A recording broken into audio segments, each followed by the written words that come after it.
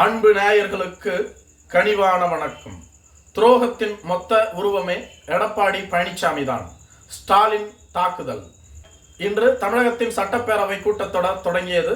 இந்த கூட்டத்தொடரில் மதுரை மேலூரில் அமைக்கப்பட உள்ள டங்ஸ்டன் கனிம ஆலை தொடங்குவதற்கு எதிர்ப்பு தெரிவித்து அனைத்து கட்சி சார்பாகவும் சட்டப்பேரவையில் தீர்மானம் கொண்டு வரப்பட்டு ஒருமனதாக நிறைவேற்றப்பட்டது.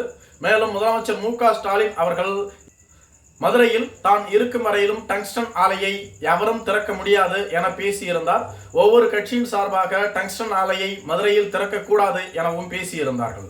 அதிமுகவின் சார்பில் அக்கட்சியின் பொதுச் செயலாளர் திரு எடப்பாடி பழனிசாமி அவர்கள் பேச எழுந்தார். அப்பொழுது பேசிய அவர், திமுக மக்களுக்கு துரோகம் செய்துவிட்டது. மதுரையில் அமைய உள்ள டங்ஸ்டன் ஆலைக்கு எதிராக தொடர்ந்து போராடி வருகிறார்கள். அதனை தெரிந்து கொண்டு இப்பொழுதுதான் விழித்துக் கொண்டு திமுக அரசு இந்த தீர்மானத்தை கொண்டு வந்துள்ளது. இதனை ஏன் திமுக அரசு முன்னதாகவே செய்யவில்லை? மக்கள் போராட்டம் நடத்தினால்தான் திமுக அரசிற்கு தெரிய வருமா இல்லையா? மக்கள் போராடுவதற்கு முன்பே இந்த அறிவு திமுகவிற்கு இல்லையா என கேள்வி எழுப்பி பேசிக் கொண்டிருந்தார்.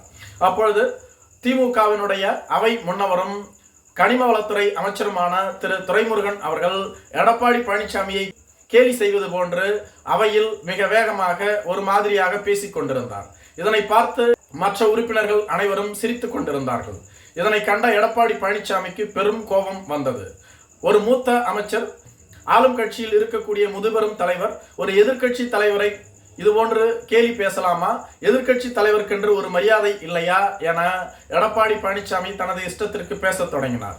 இதனை பார்த்த திமுக அமைச்சர்களும் ஆளாளுக்கு பேசிக் கொண்டிருந்தார்கள்.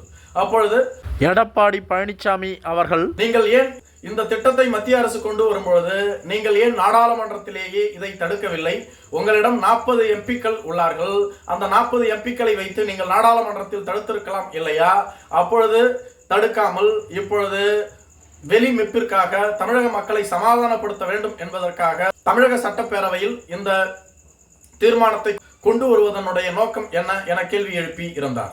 அப்பொழுது பேசிய திமுக அமைச்சர், உங்கள் கட்சியை சார்ந்த மாநிலங்களவை உறுப்பினர் திரு தம்பிதுரை அவர்கள் மத்திய அரசு கொண்டு வந்த டங்ஸ்டன் ஆலைக்கு ஆதரவு தெரிவித்து பேசியுள்ளார். இதை நீங்களே பாருங்கள் என அந்த வீடியோவை காமித்தார்கள். இதை பார்த்த எடப்பாடி பழனிசாமிக்கு மிகப்பெரிய தர்ம சங்கடமாக மாறிவிட்டது.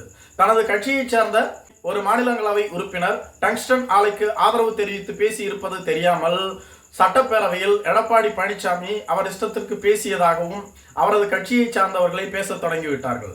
எடப்பாடி பழனிசாமிக்கு இதை எவரும் கூறவில்லையா?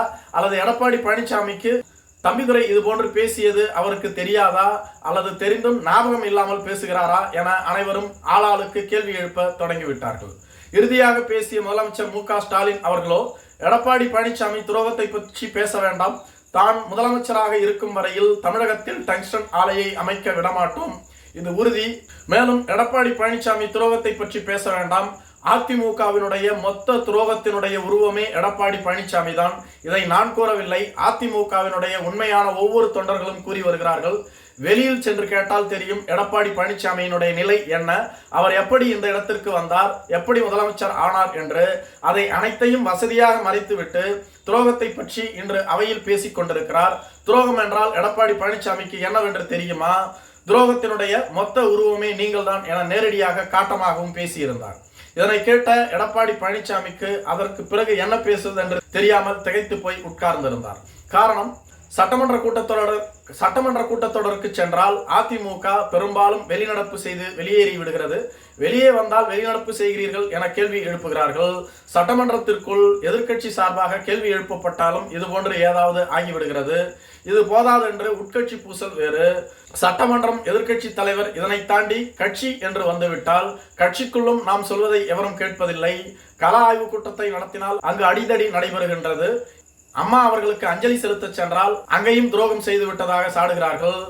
மாவட்ட செயலாளர்கள் கூட்டத்தை கூட்டினால் அங்கேயும் பல மாவட்ட செயலாளர்கள் வர மறுக்கிறார்கள். நாம் எங்கு சென்றாலும் இது போன்று ஏதாவது ஒன்று தொடர்ந்து நடந்து கொண்டிருக்கிறது. நான் என்னதான் செய்வது என்பது போன்று எடப்பாடி பழனிசாமி அமர்ந்திருந்தார். நன்றி.